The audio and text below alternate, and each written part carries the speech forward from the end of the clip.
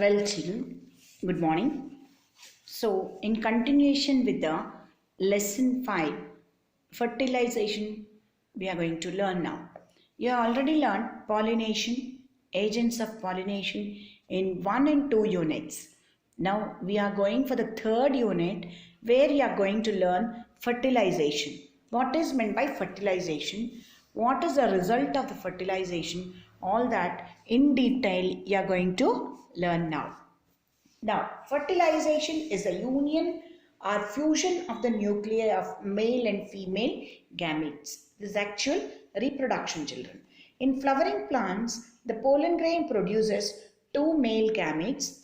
The ovule inside the ovary produces the female gamete. Got it? Female cells are called female gametes. Male cells are called male gametes. There are two male gametes in flowering plants in a pollen grain, and in ovule inside one female gamete or egg cell will be present. Now we are going to learn the structure of pollen grain. The mature pollen grain is a cell with a double wall, the outer exine and inner intine.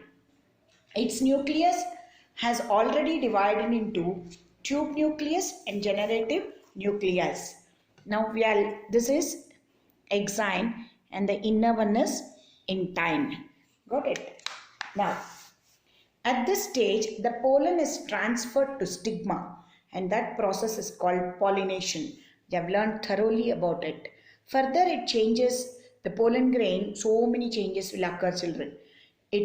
Once it has fallen onto the stigma, it will start germinating, and so many changes will take place. When provided, if the pollen grain belong to the same species, otherwise it will perish. You have learned in your pollination part. Nature is so designed, nature has already designed in such a way the same species of pollen grain only will persist and germinate, otherwise it will perish. You have learned. Now we are going to the structure once again. The pollen grain has outer exine, inner intine, double wall and two nuclei, namely tube nucleus and generative nucleus. Exine, intine, generative nucleus and tube nucleus. For the pollen tube to produce, there is one germ pore also. Is it clear? Now we are going to learn structure of ovule. Got it? Ovule is the inner part of ovary. Ovule is destined to become the seed and the ovary to become fruit containing the seed inside. Got it? There may be single ovule producing single seeded fruit such as mango. You don't find many seeds.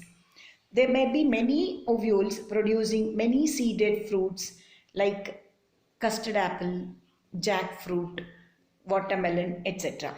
Lemon. Each ovule has one or two protective coverings called the integuments.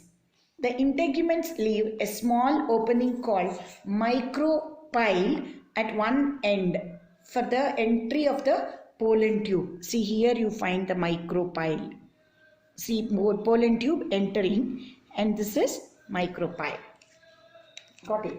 Enclosed by the integuments is the nucellus. Nucellus. Don't get confused with nucleus and nucellus. It is nucellus, means a mass of food-laden cells. And further inside, nucleus is present in the embryo sac. Is that clear? Now, there is nucellus. Got it? And this is called embryo sac. Now we are going for the embryo sac description. Got it? The embryo sac contains 3 plus 3 plus 1 cell. See, 3 cells on top and 3 cells here, and this together 1 cell. 3 plus 3 and 1 cell. Got it, children? 3 cells at micropylar end. 1 egg cell and 2 synergids. This is micropyle and this end is called micropylar end. Here 2 synergids and 1 egg cell. Can you observe? 2 synergids and one egg cell. Here, this is micropyle, so micropylar end. 3 cells at the opposite end. To the micropylar end, opposite to it, 3 cells, namely antipodal cells. These are called antipodal cells. They are present. And in center, one large cell called central cell. It is called central cell, and it has 2 nuclei. Unlike other cells, it has 2 nuclei. And these 2 nuclei are called polar nuclei. So totally, how many cells are present in embryo sac? 1, 2, 3, 4, 5, 6, 7.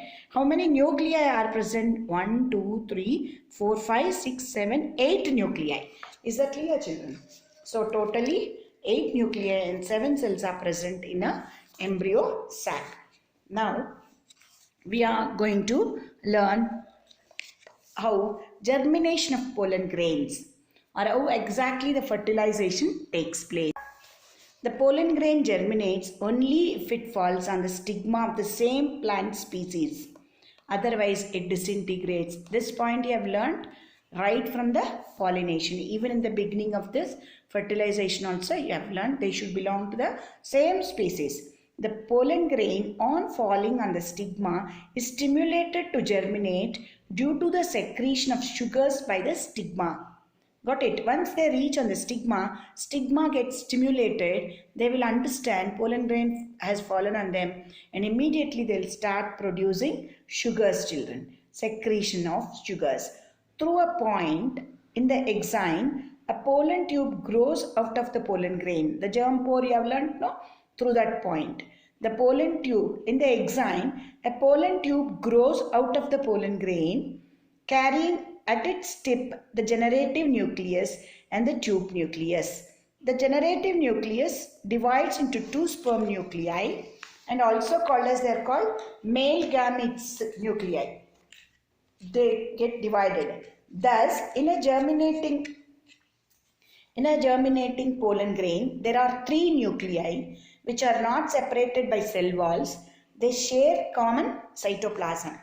So now you can see how pollen tube has arrived through a germ pore, and earlier 2 nucleus. Now generative nucleus will divide into 2 sperm nuclei. So how many are sharing common cytoplasm? 1, 2, 3 nuclei. Is that clear? So the pollen tube grows through the stigma and style by dissolving the tissues with the help of enzymes and reaches the ovary. There it pushes through the micropyle and reaches the embryo sac. It reaches the embryo sac. And there once it reaches the embryo sac, the tube nucleus, which had directed the growth of pollen tube all the way down, now disintegrates. Once it is reached. Now the pollen tube enters one of the synergids and releases its 2 sperm nuclei.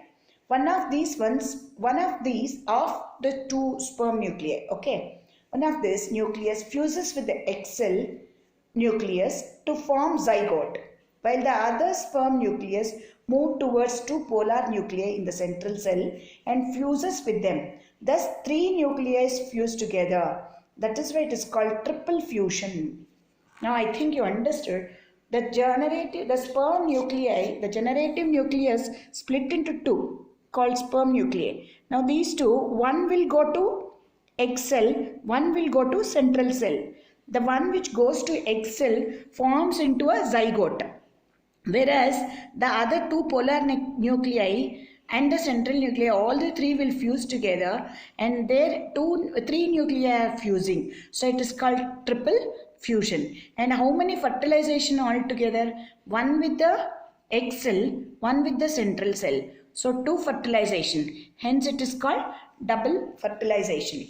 That is, double fertilization means 2 polar nuclei unite to form secondary nucleus, and then 1 sperm nucleus from the pollen tube unites with the secondary nucleus to form endosperm.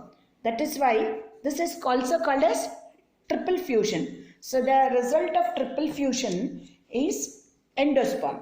That is 2 polar nuclei, 1 sperm nuclei, and resulting into a endosperm, that is one fertilization. The other sperm nucleus enters egg cell through the assistance of synergids, which then degenerate and unite with the nucleus, the second fertilization, and forms into a zygote. That is two fertilizations. That is why this is called double fertilization. Is that clear, children? So one sperm nucleus fuses with the egg cell and form into zygote. The other sperm nucleus fuses with two polar nuclei of the central cell and form into endosperm. So here you have learnt two things: triple fertilization and triple fusion also we can call. Triple fusion and double fertilization. Triple fusion and double fertilization. So once again, here you can easily see pollen grain reaching the stigma and pollen tube is formed with the help of tube nucleus. Once tube nucleus reaches micropyle, it degenerates. Once it reaches micropyle, it reaches embryo sac. Who is helping here to produce the pollen tube? The sugars secreted by the stigma. And it passes through the style and passes like this and reaches embryo sac. And you already learned the description of embryo sac. 3 antipodal cells, 2 nuclei and 1 central cell with 2 polar nuclei and 3 cells here, 2 synergids and 1 egg cell. This is the structure of ovule, embryo sac and the ovule. Did you understand? Now, once it reaches here, the male nucleus, the 2 sperm nuclei, they are also called male gametes, no? One will go here and join with this 2 polar nucleus. 2 polar nuclei plus 1 male nuclei, together 3 nuclei, and it is called triple fusion. And that is one fertilization. Triple fusion and one fertilization. And here another male gamete and fuses with the egg cell with the help of 2 synergids. And this is another fertilization. Hence here how many fertilizations taken place? 2 fertilizations. That is why it is called double fertilization. Here how many nuclei fusing?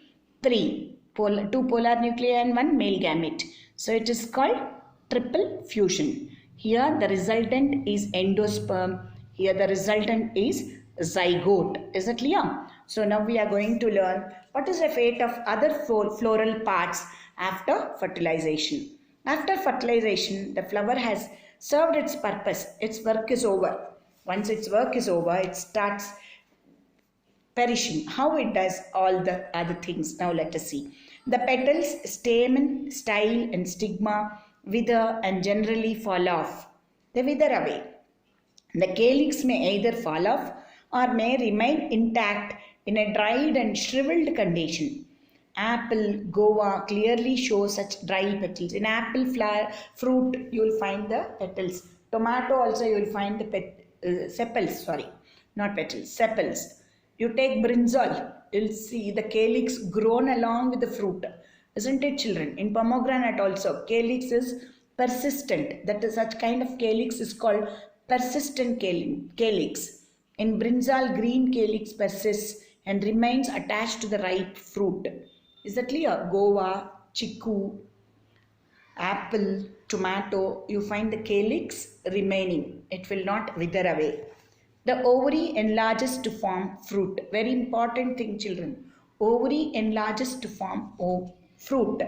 The ovarian wall forming the fruit wall. The ovary wall may either form a dry and hard fruit wall or fleshy fruit wall. In mango and all, fleshy fruit wall. Isn't it? Sometimes it will be dry and hard. That is, in the case of pomegranate, it will be like that, hard only. And this jackfruit, like that, hard also it can be. The ovarian wall turns into fruit wall. Ovary enlarges and forms into fruit. Ovules forms into seeds. Ovules become the seeds. Ovary, fruit, ovary wall, pericarp are the fruit wall. Now the fruit contains one or more seeds which are developed from one or more ovules attached to the ovary by means of placenta. Got it? So many ovules means many seeds. Now floral parts and what they turn into you are going to learn. Ovary turns into fruits. Ovary wall turns into fruit wall or pericarp.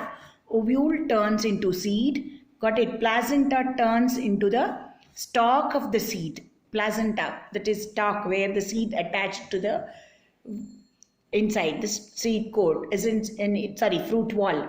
So outer integument and inner integument, they are called testa and tegmen. They form into seed coat. Got it? Secondary nucleus turns into endosperm, the result of triple fusion. Got it? Egg cell and synergids, they form into embryo, and antipodal cells disorganize and they disintegrate. Is that clear? After that, when the fruit is ripe, the seeds contained inside are released by one or the other method. Dispersal of seeds, you have learned, no? And grow into, in your lower classes, dispersal of seeds. Like that, they disperse in one or the other method and grow into new plants in the suitable condition and grow into a big new plant. This is how the reproduction takes place in the plants. Now you will get assignment in your description box. Thank you, children.